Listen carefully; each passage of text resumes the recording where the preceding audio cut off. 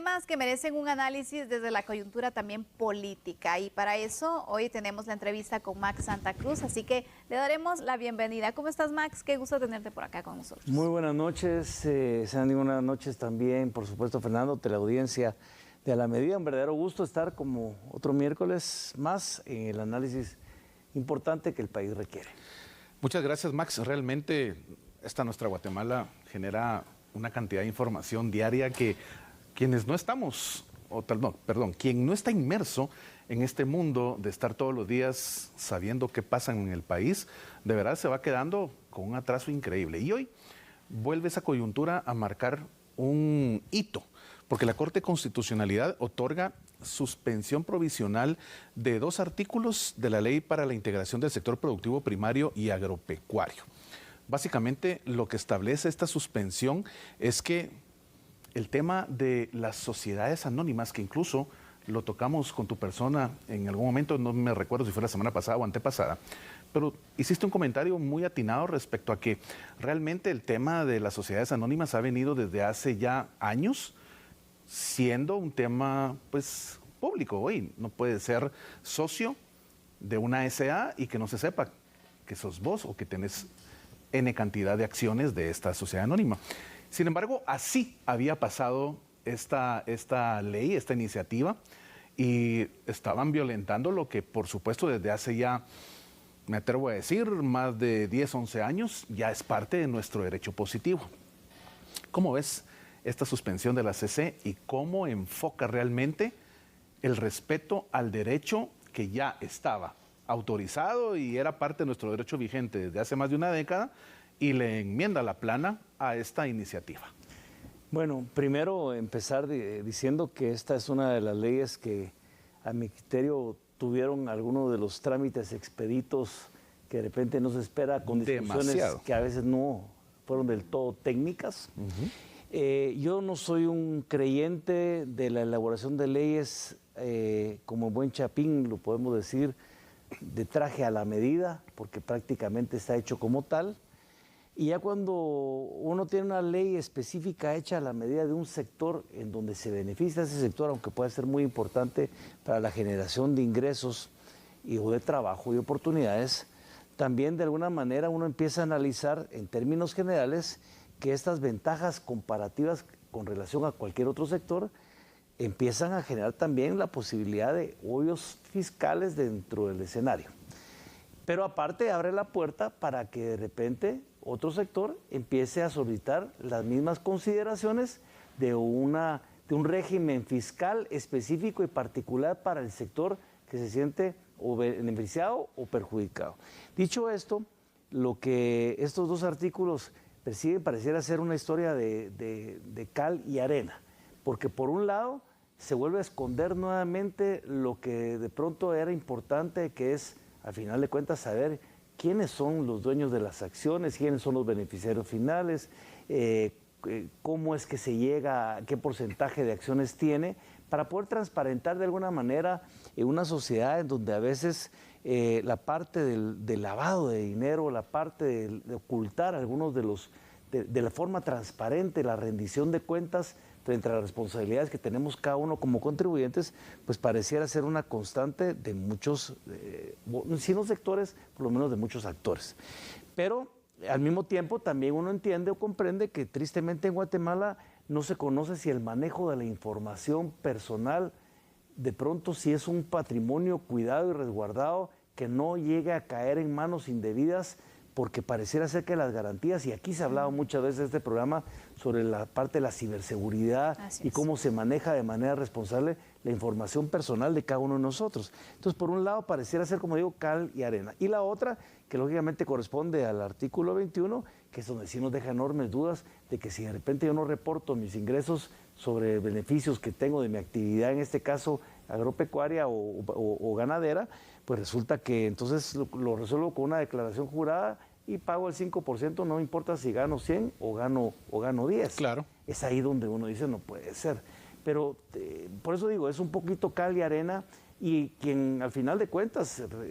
ayuda a resolver esto, porque estaban esperando que la ley entrara en vigencia desde noviembre para abril, fue el CACIF, junto con un par de abogados que también fueron los que presentaron los amparos correspondientes, que finalmente, como bien indicas, la Corte de Constitucionalidad acaba de resolver, donde deja en suspenso ese artículo 19 y el artículo 21. Así es. ¿Qué giro le da esta decisión a la ley y a todo el proceso que se estaba llevando? Ya se estaba en el tema del reglamento, se estaba avanzando también, y es un tema que también lleva varios tiempo de esperar nacer en la vida jurídica, y ahora con esta acción que estamos conociendo de inconstitucionalidad, ¿qué giro le da precisamente a esta ley? Bueno, primero no creo que sea todo el agrado de parte del sector, que había entendido o sentido de que era una ley que se sentía cómoda desde el punto de vista político. Hay que decir que esto fue aprobado, contó con el respaldo de muchas de las bancadas mayoritarias dentro del Congreso. 119 diputados votaron a favor de esta ley, no es poco número de los 160. Creo que también incluso diputados de la bancada oficial del Movimiento Semilla votaron por esta ley. Algunos dicen y piensan por ahí en voz alta que fue, al ser aprobada en noviembre, de alguna manera es parte de algún paquete de concesiones y de negociaciones, de que si me aprobas tal ley, yo después te apruebo, después te apoyo en tal otra. Y creo que por ahí se dio parte de la negociación, que podría ser válida siempre y cuando no se establezcan privilegios frente a unos en detrimento de otros en el aspecto general. Yo diría que algunas voces pues se escucharán sin duda de este sector, que se sentirá de alguna forma no conforme, porque lógicamente tenían una ley que estaban muy contentos y que se iba a implementar y entrar en vigencia el 9 de abril, y pues de pronto la Corte Constitucional cambia dos reglas de juego que son importantes. Una tal vez no afecta tanto sobre la parte de la privacidad o la publicidad de quien es el dueño de las acciones, porque de alguna manera no les afecta, pero la que sí, del artículo 21 sobre el 5% sobre los bienes o los ingresos que pueden haber o no reportado, eso sí, porque podría, en todo caso, y no lo digo con dedicatoria al sector, ni mucho menos estoy señalando absolutamente a nadie, pero en algunos casos podría para algunos ser un incentivo interesante para poder incluso llegar al tema del lavado de dinero. Y a partir de eso, lavar cualquier cantidad de dinero y meter únicamente una declaración jurada con una rendición de un 5% sobre el monto total. Pero, como digo, eso no necesariamente la ley fue hecha para eso, pero algunas personas, mal utilizando los espacios que la propia ley en cualquier ámbito ofrece, pues podrían tomarlo de esa manera. Aquí uno de los puntos elementales es cómo dentro de la aplicación del derecho mercantil y la conformación de una sociedad anónima, que al final se convierte en una persona jurídica, iba a ser trastocada en el sentido de conocer la privacidad de quiénes eran las personas que estaban dentro de este esquema, que hoy por hoy en Guatemala es de lo más normal. Ahora, me llama mucho la atención tu análisis desde la perspectiva política de una Corte de Constitucionalidad actuando en función de un beneficio que realmente se otorga al suspender provisionalmente estos artículos, y que naturalmente pues vendrá con el avance de los días definitivamente una resolución ya en definitiva. ¿Cómo ves realmente la actuación de esta Corte de Constitucionalidad recién nombrada, su nueva presidente? Y obviamente es una magistratura que ha tratado dentro de todo,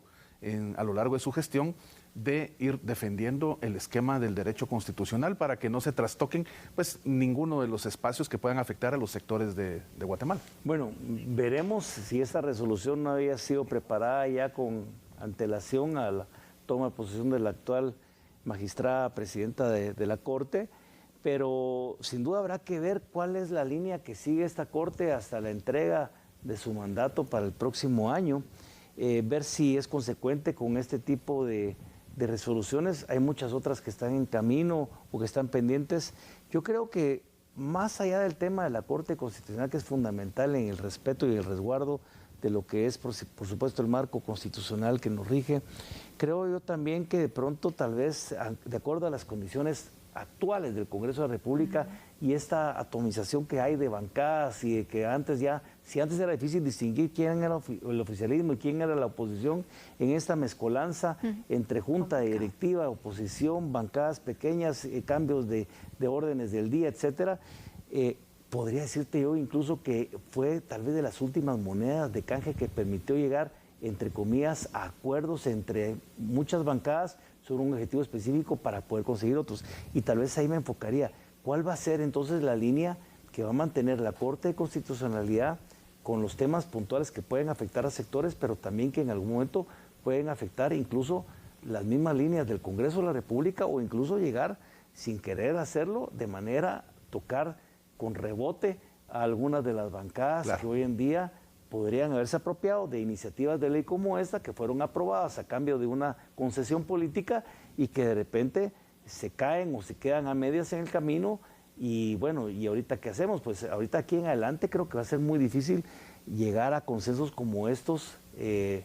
y tal vez en ese sentido le van a facilitar el trabajo a la Corte Constitucional. Definitivamente. Porque van a tener que atender este tipo de problemas. Y estaremos pendientes de ver cómo evoluciona este esquema. Sin duda alguna es una de las noticias relevantes de este día que merecía también poder analizar, y estaremos atentos del desarrollo, cómo marcha también esta información, porque sabemos que ya se han generado una serie de reacciones también a la misma, así que este tema continuará. Ha sido un gusto poder compartir contigo, Max, este espacio, y también con Fernando Prera para el análisis de los temas coyunturales. A ustedes muchas gracias nuevamente y un feliz descanso mañana, 1 de mayo, para todos los trabajadores del país. Claro que sí, la mejor de las noches y la invitación cordial como siempre, que no cambie, porque aquí en A la Medida continúa Sandy Monroy con más información. Así es, vamos a hacer una pausa, regresamos enseguida.